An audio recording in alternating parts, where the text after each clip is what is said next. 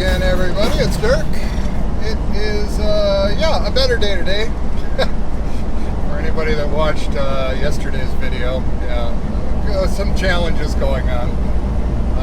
So to continue on that saga, which means if you haven't watched it, you got to watch it. Well, you don't have to, but if you want to know what the hell's going on, you do. Anyway, this morning started off at 7 a.m. was when that truck wash opened. So I had made an appointment that evening when I pulled in there. I tried to do it that evening when I pulled in, but they were booked up solid. And apparently they're a very good wash, and a lot of very fancy trucks lined up to get detailed. A bunch of Peterbilt 389s and W900s, and just some really, really nice trucks. So evidently they are well known. But I got the very first appointment for the morning. They open at 7, and I was there at 7. First appointment in. Got the truck in, got the trailer washed out. Stink be gone, maybe. I don't know. But clean to begin with, so we re-cleaned it. Important thing this time is I had a receipt from that wash. Clearly it's been washed out, so that took not that long, maybe 15-20 minutes, something like that, and then made my way up to that receiver again, up there in Long Prairie, Minnesota. They're very nice people up there. It seems to be almost kind of like a family-run business. And I had to laugh though that when they find they check me in, same repeat from exactly what I did yesterday. Backed up onto their door. Well, before that, the same young lady came out, and very friendly. Kind of apologetic in a way. She felt bad. That they had to turn me away, and and I was as nice as can be to her. As it happened. So what are you gonna do? It's part of the business. So and I opened the trailer for her, and she looked in, and she stuck her head in and smelled again. She's like, I still smell a little bit of it, but it's definitely better than yesterday. And I said, well, yeah, it's about as good as it's gonna get. They're always gonna smell a little. And she said, yeah. She said, I talked to my brother last night, and he kind of said the same thing. I'm like, yeah, okay, well, that's good. So anyway, got that all handled, got pulled in. They got me loaded up in short order, and so as I'm pulling off of that dock, of course I got to pull off and pull forward a bit and close my doors. So I get out, pull the brakes, get out, go back there, start closing the doors, and I realized what they had loaded on me. Now I was assuming, since I run Tyson, that it was meat, because Tyson is basically always meat, right? And maybe there was some meat in it, I don't know.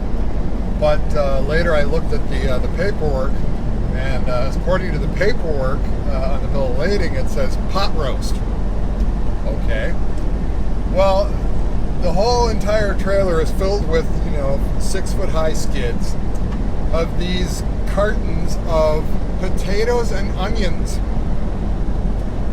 Again, I didn't see if there was like meat in there somewhere, but I could, maybe like in the middle of the packaging something, there's meat as well. But on the outside, the part that I could see on these skids, it was onions and potatoes, little red potatoes and onions. So essentially, an enormous part of the space of that trailer is raw onion. And needless to say, as I approached this trailer, the smell just about knocked me over. It's a good smell. I happen to like the way onions smell. But, onions are a pretty powerful odor, right?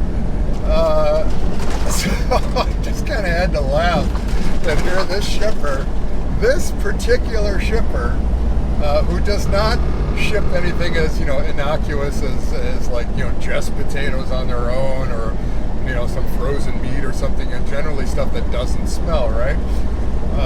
Unless it spoils, of course. That's a whole different matter. But, you know, here they've got the stinkiest stuff that you could put in a trailer. I mean, raw onion. Thousands of pounds of raw onion in there. Yeah, they didn't like the way the trailer smelled. Anyway, you can't make this shit up. I mean, you can't write this stuff. But again, very, very nice people. They had a nice little operation going there. It's all pretty new, it looked like. You know, those potatoes and those onions sure look damn good. I mean, you know, so... but the most important thing is it's loaded, it's done, it's in the trailer right now behind me as we speak. We are traveling the lovely roads in Iowa now. We came down out of almost straight south down out of Minnesota and crossed over into Iowa, and we're still heading straight down. And we're approaching Council Bluffs. We're about 20 minutes away from hitting Council Bluffs, where the receiver is for these skids of pot roast, and I believe that is a Tyson facility. I'm dropping this trailer. I don't have to get unloaded. I'm dropping the trailer complete, sealed, and then I will be on my merry way. So anyway, that's where we're at. So a much better day than yesterday. You know, now instead of just carting air in my trailer, stinky air, and having it cost me endless hours of waiting and not driving, now I have a trailer full of very, very strong smelling onions, and I'm moving and driving, which makes me a happy camper. So yeah, you know, who would have thought that, you know, 40,000 pounds of onions and potatoes could make a man so happy? There you go. Anyway, more later, I guess. I'll check in as things happen, and just wanted to give you a lowdown of what's happening so far, and big improvement from yesterday. So I will continue more as we go. Well, winding down in my last 2.5 hours or so on my clock. We successfully delivered our potato and onion pot roast fixins in Council Bluffs, at Tyson in Council Bluffs. Very busy place. Had my first negative experience with a yard dog, actually all of them. My experience so far into trucking has been, you know, always let yard dogs, by the way, for people who don't know, they are the guys and gals. I shouldn't just say guys, because there are women doing the job as well. They're the folks that move trailers around on a customer yard. So a lot of, you know, these customers, their yards have, I mean, hundreds of trailers all over the place. Some of them empty, some of them loaded. You know, and they have to be in different places, and, you know, they have to be staged here and then moved there and then moved onto this door and then taken off that door. And I mean, you get the idea. They're shuffled around a lot, and that's what yard dogs do. They move all of these trailers around. They got specialized little tractors. So unlike our big, you know, sleeper cab tractors on these, you know, over-the-road semi-trucks, they're really short, and they've got a single rear axle, and they've got a hydraulic lift mechanism in the back. So they can just back under a trailer, lift the entire trailer up off the ground. So the feet, the landing gear that usually you have to crank down on the trailer before you can unhook it, those landing gear are all the way down. Well, those guys don't have to reel those things up. They just go right underneath it, lift the entire trailer up so the landing gear is off the ground, and they move it wherever they need to move it. And because those tractors are so short and they have a single axle, they can turn on a dime. They can do things that these long trucks just can't do just because of geometry. So they're incredibly maneuverable. They can put trailers in and out of anywhere with those things. They're like surgical scalpels of trucking tractors. So anyway, that's what yard dogs are.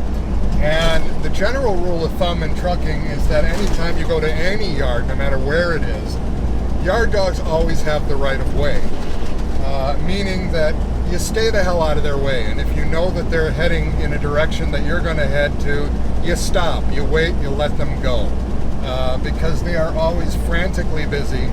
And if you slow the yard dogs down, everybody pays for it. Every single truck driver in that place will pay the price of that yard dog being interrupted over time. You know, if it happens all the time, it screws up their whole rhythm of what they're doing. So you really have to try and stay out of their way.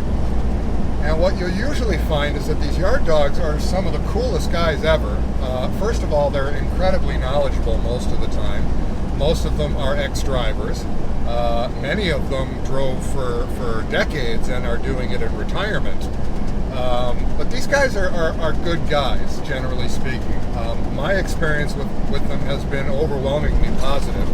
Every time I've had to flag a guy down just to ask a question, I'm not sure where something goes on their yard, or the guard gate told me to go somewhere and I'm not sure where that was. You flag down a yard dog and they're happy to help you. I mean, and they're usually really, really cool. So I bring that up because I pull into this place, and the guy tells me to drop my loaded trailer on a door, which I did, and it was an incredibly tight squeeze. And if it wasn't a customer lot, I would have loved to have filmed that. But a big customer like Tyson, I just don't feel comfortable rolling the video cameras in there.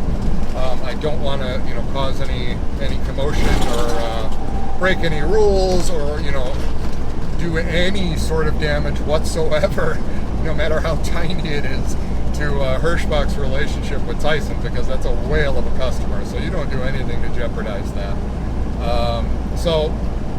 Anyway, I put that trailer on the door, fine, everything worked great, and then the security guard told me I could grab one of two empty trailers because I needed to grab an empty on my way out. And this whole place was incredibly tight. It was overstuffed with trailers, very, very tight maneuvering. And the two Tyson trailers that he gave me were side by side, and yard dogs had stuffed these things in so tight, and there was a gigantic pole in between the two trailers, and pole for the overhead lighting, one of those monster poles for those huge overhead lights in parking lots, right? So these things were so tight on those poles, I later found out I couldn't even get my tractor underneath them because the flow below air fairings on my tractor drive axles, it sticks out just a little bit. That's what they're designed to do to change the airflow. But if I would have tried to squeeze in there, I would have taken those airflow things right off on that pole on either of those trailers. But to make matters worse, there were trailers parked long ways in front of them, so it made it absolutely impossible to pull either one of those trailers out without having to move two trailers that were laterally right in front of them, because you couldn't get in there. And even then, it would be tight. So I went to the front gate, and told the security guys what was going on, and they called the yard dog over. And it was this guy who, I have no idea what this guy's about. Now, I'm not going to say his nationality, even though I know what it is. But one of the rudest people I think I've encountered in a long, long time. Just an absolutely miserable person. He's one of those people that no matter what you do or no matter what you say, he's going to have an issue with it. Couldn't hardly speak English. Wouldn't slow down to listen to English, and so off he went. The guards told him what was going on. I tried to interject as well to make sure he was clear. Nah, no talking to this guy. He already knew exactly in his brain what was going to happen, and off he went. So I follow him behind in this tractor, and by the time I get over there, because that guy races like a guy on the NASCAR circuit. By the time I get over there, he's already moved one trailer, and not unusual because those tractors, like I said, they can get under and grab them and move them pretty quickly, a lot quicker than we can. So he moves one of them, then he moves the second one, and he takes off like a bat out of hell.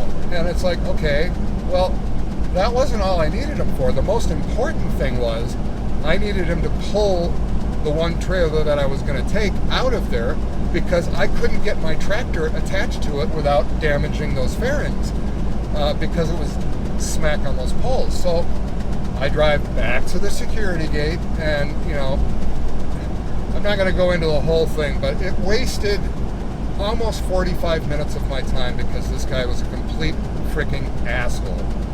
I also tried to flag down, I kid you not, 3 other yard dogs that were driving by. And as I tried to wave them down, they literally looked right at me and drove right past me. That's like, okay, fuck all of you. Just a bunch of fucking assholes, for lack of a better term. Pardon my French. So, anyway, it took some doing. It took the guard's intervention, the guard gate, and it took calling their central dispatch to get that son of a bitch back over. And he's going crazy. I already moved 2 trailers, and I'm not going to do the accent because it'll give away his nationality, or possible. But, you know, basically he's saying in broken English, I already moved 2 trailers, what more do you want? And I could see the light bulb go off in his ignorant head. He finally understood what I was trying to tell him, as I'm literally pointing to my fairings, saying, no go, they will scrape. And finally the son of a bitch gets it. You think he would apologize or do anything like, oh, well, maybe I should be nice now? Hell no. Goes over, grabs the trailer, yanks it out, spins it around. The trailer's not even touching the ground. The landing gear is not even touching the ground yet, and this guy's already dropping it down, releasing his hydraulics. You hear the thing scrape along by its landing gear, and off he goes. The guy didn't even connect cables to the damn thing, I don't think. I mean, it was ridiculous to watch this. I mean, he dragged this frickin' trailer out, no hoses attached, wheels locked, because if you don't have the air hoses attached, the air brakes are locked. You need the air pressure to release the brakes on the trailer tandems. You don't hook them up, those things are locked up tight. This guy is dragging this trailer with locked brakes, swinging it around, and drops it as he's driving, and off he went. I've never seen anything like it. I mean, I've seen some yard dogs throw some trailers around. Nothing like that. That was amazing to me. So on the way out, I let the guards know. I said, listen, you got a loose cannon here. You might want to keep an eye on that guy. That guy's going to kill somebody. But anyway, out of there, unscathed, on my way to, gosh, what the hell is it? It's a tiny little town in Iowa. I don't remember the name of it. I've got 2 hours left on my clock. I won't make it there by the time my clock runs out. So since I'm on Interstate 80, I'm not too worried about it. You know, when I get about an hour left on my clock, I'll find some parking, and that'll be it. So, and that'll be it for the day. So anyway, that's it for today. As my journey continues, it's an experience, I'll tell you that much. Anybody looking to come into this business, I will tell you, it is a blast. I do love it. It's a lot of fun, and you get to see a lot of stuff, and you get to deal with a lot of different people. But you also have to brace yourself for assholes that you will encounter. It's not an if, it's a when. And the only thing I can tell you is, my advice is always do whatever you can to just defuse the situation. Don't get in arguments. Don't get hostile. Don't get mad. Don't get pissed off. Don't start screaming. Don't stoop down to their level. Just stay professional, stay calm, and everything will work out. And that way nobody can point a finger at you saying that you did anything wrong. Always be diplomatic. Anyway, that's it. You guys have a good one. Stay safe. And more tomorrow. See ya.